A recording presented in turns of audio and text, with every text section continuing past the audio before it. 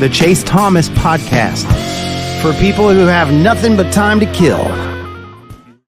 All right, hello, and welcome back to another episode of the Chase Thomas Podcast from still the aforementioned Chase Thomas, coming to you live from Knoxville, Tennessee, Everything School HQ. Joining me from FanRun Radio, one of my favorite radio voices. He couldn't do anything else with the voice that Russell Smith has. Russell, good afternoon, sir. How are you?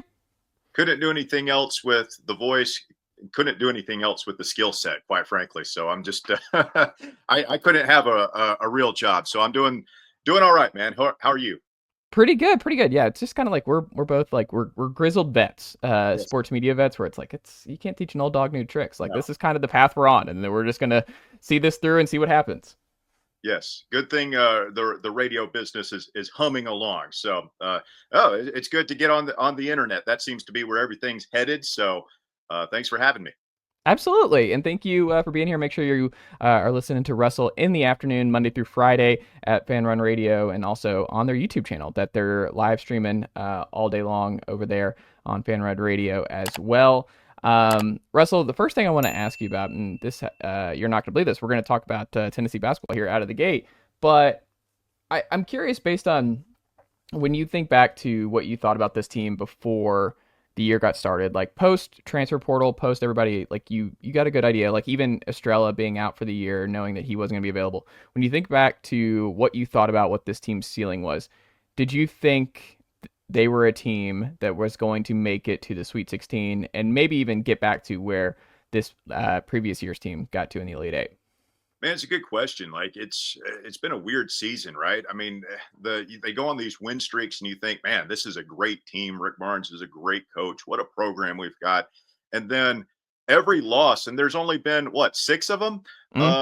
Every loss is like some sort of referendum on the program. It's like, well, man, we're just not that good. This isn't the team. And I've ridden that roller coaster emotionally as well. I remember coming out of that Ole Miss loss thinking, man, like it's they've had a good season, but it's largely been done with smoke and mirrors. And this isn't the Final Four team. They don't have a player like Connect that can go get them a bucket when they absolutely have to have it.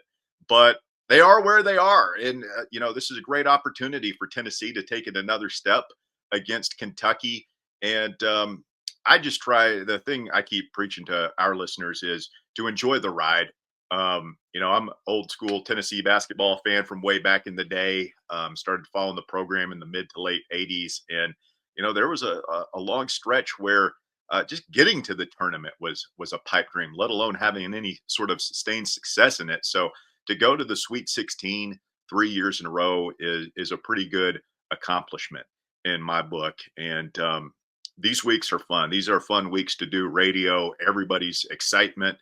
Everybody's on edge, particularly this year with Kentucky and then Purdue on the other side. It's like people are just overlooking the fact that Houston is the 1 seed, and people are just terrified of potentially playing Purdue again. So just a lot of emotions, a lot of intensity and all that stuff, but it's a fun week right now. So that's my thing, is just enjoy it, and we'll freak out over Friday when it gets here.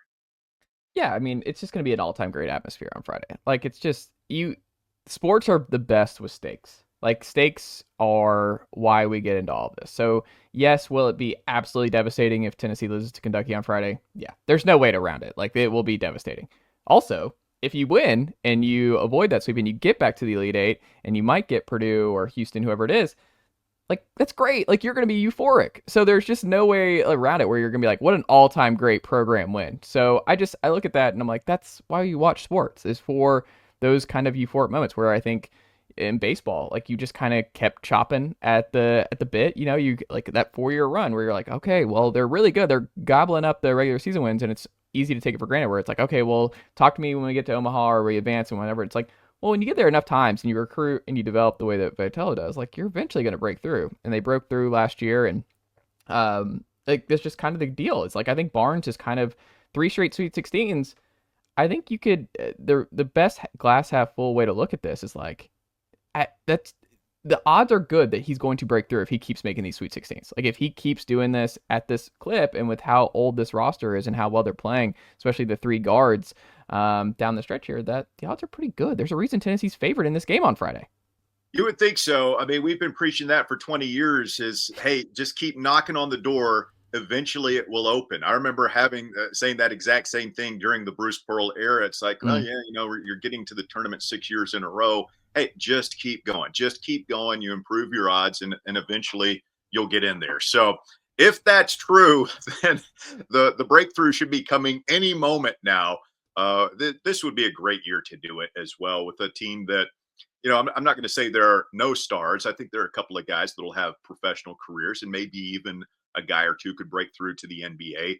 But it is much more of a collective unit, gritty guys, and it's just epitomized by the leaders of this team, Ziegler and Meshack, and you throw Gainey in there as well. These are unheralded guys. The story about Meshack being passed over by the hometown schools, UCLA, that we heard over the weekend. Obviously, Jordan Gainey, ending up at USC Upstate. And then everybody knows the Ziegler story. I mean, what a poetic ending it would be if that's the group that finally gets Tennessee through to a Final Four. So it's an easy group to root for. Great stories, a great program.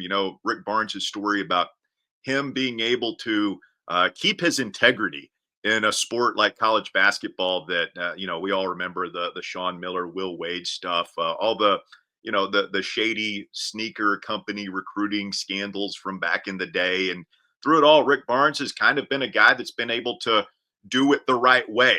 And I mean, like, how could you not pull for a guy like that? So that's something that we talk about. Like, I want it for Rick Barnes just as much as I want it for the players or the fans or the school or anything. I mean, he really deserves it. There's a path, Russell, where, and like Tennessee fans, like if you think the emotional roller coaster is ending with a win over Kentucky on Friday, no, like Just there's like it's just beginning, and it's like there's a scenario, and I think it's actually kind of realistic if Tennessee keeps winning, which is Tennessee could get Kentucky, Purdue, Alabama, and Auburn in their Final Four to win a national title. Like that could be the path. Like if you look at just where teams are, like it wouldn't surprise me if Alabama made it out of their region. They were in the Final Four last year. That's who would be waiting for you. If you get over the Purdue hump and you're like, all right, got over the Kentucky hump, the Purdue hump. All right, who we got here? Oh, another just big time, like a team that has played us extremely well and been gone down to the buzzer, obviously with Jami's game winner. And then, okay, we get through that one. Oh, we got Auburn again for the third time this year, and we've split that one. I mean, there's just no way around it. Like this could be unbelievable in terms of just Tennessee hoops fans' nerves and vibes for this tournament because the matchups aren't going away.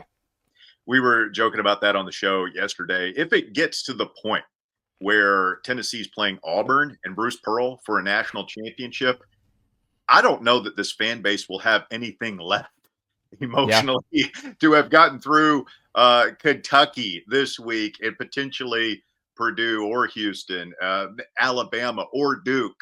I mean, just think of how gut wrenching those games are going to be. I call them root canal games. Like the Auburn and Bruce Pearl for a national championship would be the root canal game of all root canal games. I don't know that there's enough anesthetic in the world for Vol Nation if it comes to that. So I hope it does. I mean, that would be an amazing run for the program and everything. But just the lead up to that game and everything, apocalyptic is the word that comes to mind for Tennessee fans. It would be something else. What do you think has been the best story for this year's UT men's team? Boy, that's a good question too. I mean, the easy answer, of course, is Ziegler. I'll put that aside just because it's been told so many times. I think the Meshack stuff. I mean, there was, inside the hardest of hardcore Tennessee basketball circles, there was a debate in the middle of the season. It's like, should Meshack be starting? Oh no, they need to start Gainey. The analytics heads are explaining this to us, and like there's an argument to be made there. I think that Gainey is basically a starter for this team. That might be where I go is Jordan Gainey. Everybody's like, what's the X factor? Is it Darlin Stone Dubar? Is it Meshack making a couple of buckets? Can Boswell give anything off the bench? And Jordan Gainey's just showed up the entire year.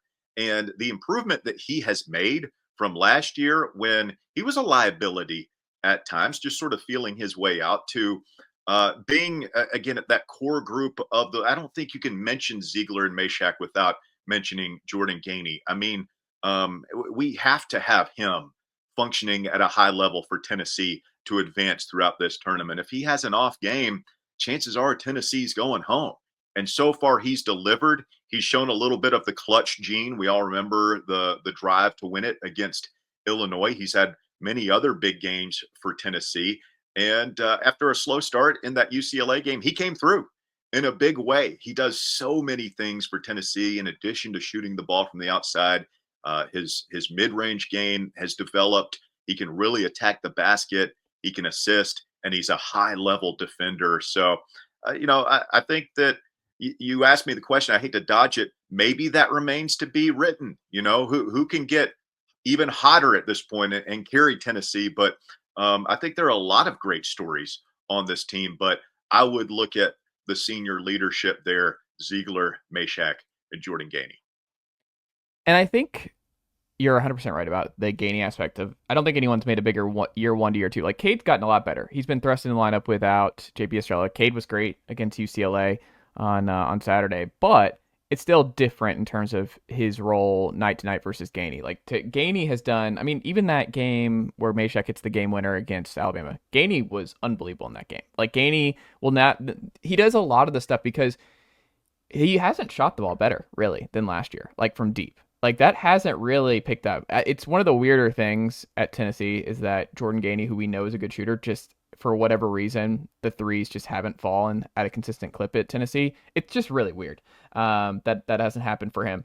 But he does other stuff now. Like, he gets a couple steals. He rebounds well. He drives and draws fouls. He drives, like, he does a lot. He's evolved his game so much where it's not just like if the threes aren't falling early for him that he's just, like, he goes away.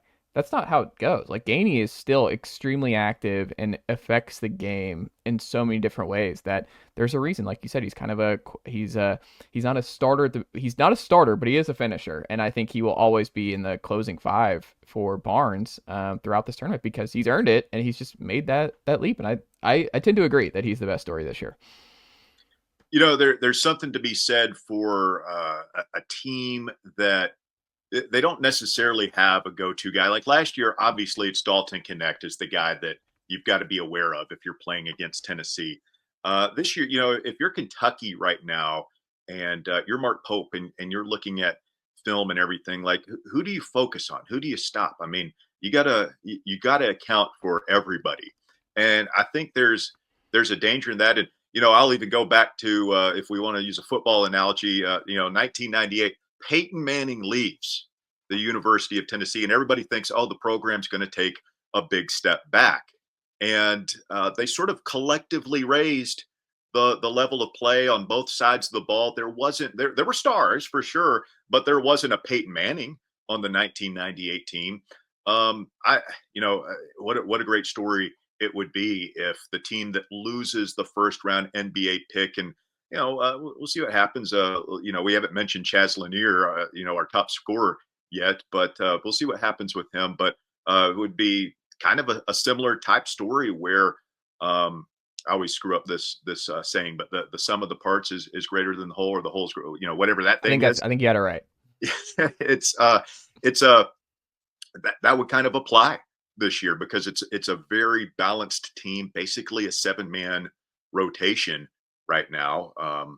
You can include Dubar in that to get to 8, but everybody has to be accounted for. It seems like everybody really knows their role well on this team right now, and I attribute that to Coach Barnes, and he's coached them up, and he certainly has his fair share of second guessers from fans and media, but here he is in the Sweet 16 for the third year in a row.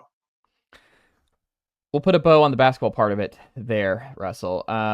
Before I let you go, I wanted to pick your brain on spring football. Like we got a lot ways to go here, Russell. But this town and Vol fans are still just chomping at the bit for Tennessee football and spring practice back this week after the guys being away for spring break last week.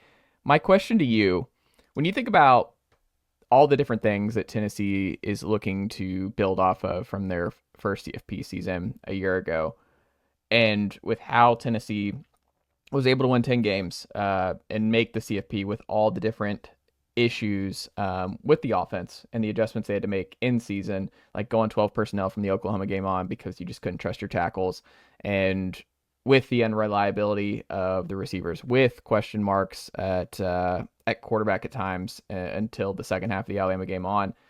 When you factor all that in, the turnover on the offensive line, turnover in the receiver room, no Dylan Sampson, Nico Iamaleava in year 3, a top 10 scoring defense. When you factor all of that in, like, what to you do you think is the most important thing that Tennessee football addresses this spring so that they can build off and be better than the team we saw in 2024? Wow, that's a hard one to narrow it down to just one. I will say this, like, I don't think Nico would play poorly at all last year. I mean, how could you think he played poorly? We made the college football playoff with a redshirt freshman quarterback, but 5-star guy, he's got all the tools and all that stuff. I think there's room for growth there. There's room for development, and some of that is the intangible stuff. And we've heard about him taking on a more active leadership role this spring, being more vocal on it. That stuff's important for a quarterback. So I think just his continued development, and that is not to downplay. I think they'll be okay at running back. I think they've got some good options there. I know the Ellerbe stuff is a hot topic of conversation. All that guy does is put together offensive lines that produce, and particularly in the run game, Tennessee led the conference in rushing last year. Receivers are big, but man, it's a quarterback centric game. It's a quarterback centric league. It's a quarterback centric team with Josh Heupel. They've got to get that elite production. They've got to find a way to he doesn't have to be Hendon Hooker, but Nico Iamaleava, there's another level for him to reach out there. And it felt like at times last season that they were protecting him. And I'm no X's and O's expert, but it felt like that maybe the lack of tempo at times was just to give him time to process what was going on and protect him and limit his exposure to some different things from SEC defenses. Can he grasp this system? Can they expand on the system, add more wrinkles and stuff to confuse opposing defenses? I think a lot of it is on Nico. Is that unfair? Maybe, but again, it's quarterback. You're a quarterback in the SEC. All eyes are on you. The expectations are going to be ratcheted up. And when you have the story that he has, or his recruitment, the NIL deal, all that stuff, the expectations are going to be higher. And again, it might not be fair, but life's not fair, particularly in the cutthroat world of SEC college football. So, long-winded way of saying I think a lot of it is on Nico, not all of it, but you asked what was the biggest part, and that's what I would say is quarterback. I don't think there's any way around it. With Dylan Sampson gone, with so much youth, 4 new starters on the offensive line, new starter at running back, 2 new starters at receiver, kind of 3 depending on how you look at Brazel, because he didn't start a lot from the second half of the season on. There's just so much change. Even like you bring in Seth Luttrell, you bring in Landry Jones, there's even a little bit of offensive staff changes. There is so much there's so much of an overhaul from a year ago, and Nico is the constant. Nico is the one who's got to get William Satterwhite settled in if that's the guy who wins the center job. Nico's the one who's got to get Deshaun Bishop and Peyton Lewis. He's got to settle in. Okay, you can do this. You can replace one of the best Tennessee running backs of the 21st century. He's got to get Mike Matthews and Braylon Staley comfortable with expanded roles that we haven't seen. Braylon Staley got a odd taste because he played 50 snaps in the Ohio State game after redshirting this year. It's all right, well, we got a bunch of injuries. Here you go, Braylon. Go up against the best team in college football here for 50 snaps. And there's a lot to like. These are a lot of blue chip options that Tennessee is replacing these guys who have moved on. But it's just, there's so much you just don't know. I struggle, the thing I struggle with most with this Tennessee team in 2025, Russell, and I don't know if you share this opinion, but I think with the schedule, the reason that they are tied with Alabama, Texas, and Georgia with 9.5 wins expected here this year is partly because Heupel has raised the floor so high here, where he's lost one home game in 3 years. He just doesn't lose games he's not supposed to, outside of some like weird road games like at Arkansas a year ago.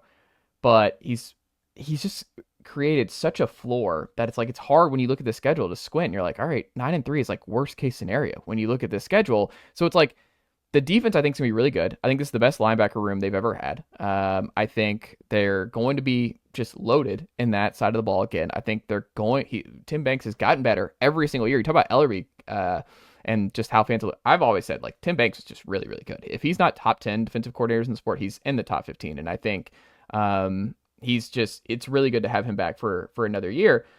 But I think the floor of this season is so high because I like so much around Nico that Nico could be okay. He could be like a B+, A- quarterback and not be the 5-star that you hoped. And Tennessee's still back in the playoff. Like, Tennessee could still just get right back in there because the schedule is really nice, because the defense is going to be really good again, because they're always going to be able to run the football. They've averaged 5 yards a carry for 4 years under Heupel. Like, they're going to be able to run the ball. They're going to play good defense. And he just has to make a couple plays. Mike Matthews can make, like, if he breaks out, like, you just need one of those guys. If William Satterwhite settles in and you don't really miss a beat, Cooper Mays, like, Tennessee fans could be frustrated all next season and still make the playoff in back-to-back seasons because of how the circumstances are for Tennessee. Is that fair? Well, you're getting me fired up about it. Yeah, man. I talk about the receiver. I just watched the Juice before we jumped on here. Like, Mike Keith before we get started here. No, I'm just kidding. Like, I watched the I love the Juice. I love the practice videos. Russell, one of the dorkiest things about me is I love those 5-minute B-rolls with just everybody getting into it and working out. And I'm just like, all right, I'm ready. I'm ready to run through a brick wall. Let's throw explosions in the sky on here. Pop on a Matt Saracen quote. Let's go. I'm ready. Clear eyes, full hearts, can't lose, Russell. There you go. Let's go. I love the FNL references there. Just picking up on the receivers a little bit. I think there is something to be said for the whole second year in the system thing. Obviously, it benefited Jalen Hyatt a couple of years ago. And with Brazel, he had a couple of nicks and bumps, injuries that held him back at times last year. And it just felt like he was kind of finding his way throughout the season. And the same thing with Mike Matthews. It was – a lot of expectations. And I feel like he had a hamstring or something in fall camp that sort of limited his development. Well, like that, I mean, that's another thing is like keeping these guys healthy, allowing them to get through spring practice. It feels like, knock on wood, that they haven't had any major injury situations. Just getting those reps with Nico, getting that timing down, getting the basics of Heupel's offensive system committed to memory so that it becomes second nature out there. I do think that the talent is out there for Tennessee at wide receiver. Now, the question is, like, what about the guys behind them? Hopefully you don't need them too much, but you might. Can one of these freshmen, a Travis Smith or a Darius Jackson, somebody like that, come in? What are we going to do in the portal after spring practice? Is there a late ad you could get out there that could come in and make an impact? Still a lot of question marks in there, but for sure, as you pointed out, man, there's a lot of pieces to play with, a lot of talent on this field, and it's just about it all coming together in the right way. Are these guys going to put in the work in the offseason? Or is Hurd going to get himself in the sort of elite physical condition that an offensive lineman needs to be in order to play fast? What happens with the David Sanders project? Is he ready to go day one? Who is going to replace Cooper Mays? Maybe the biggest question on this offense. There are certainly no shortage of potential answers, but it's about getting from potential to actual answers in time for that season opener against Syracuse, which, by the way, probably not going to be a cakewalk either, man. You better be ready to play against the Orange. I was glad to see their quarterback go ahead and go on to the NFL. That could have been a high-scoring game. Might still be. I don't know. But it'll be here before you know it. What a time to be a Tennessee fan. I'm excited. I'll be back in the building for that one, going to Atlanta for that one. I'm an anti-neutral site person, generally speaking, but getting to go back to Atlanta and seeing Tennessee and Mercedes-Benz will be fun. And I think they're going to be fine. Like, it's a 14.5-point line, I think, already. No Kyle McCord. I'm not really worried about that game. I think a lot of people are going to talk themselves. It's kind of like NC State last year. Oh, sure. People are going to talk themselves into, like, I don't know.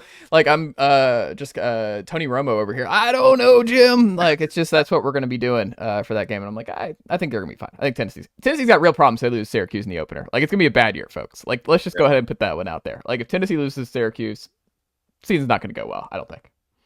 Oh, that would be an all-time bad stumble out of the gates. You got Georgia in week 3. Like, now you've got me worried. Oh no, can't lose to Syracuse. That would be awful.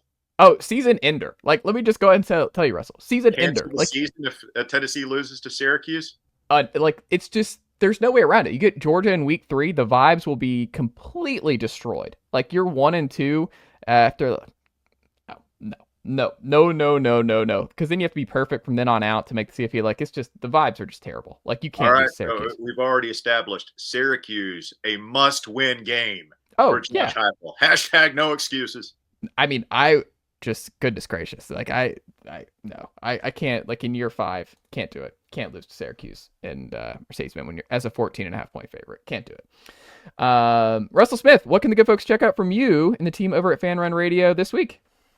Yeah, I mean, the easiest way, fanrunradio.com. We've got a free app. I'm on every day from 3 to 6 in the afternoon, just chopping it up with my buddies and taking some phone calls, fun guests, and a lot of basketball talk this time of year, but also getting into baseball, man. We have just fallen in love with this baseball program and Tony Vitello. He's been a good friend of the show for a long time and helps us out a lot.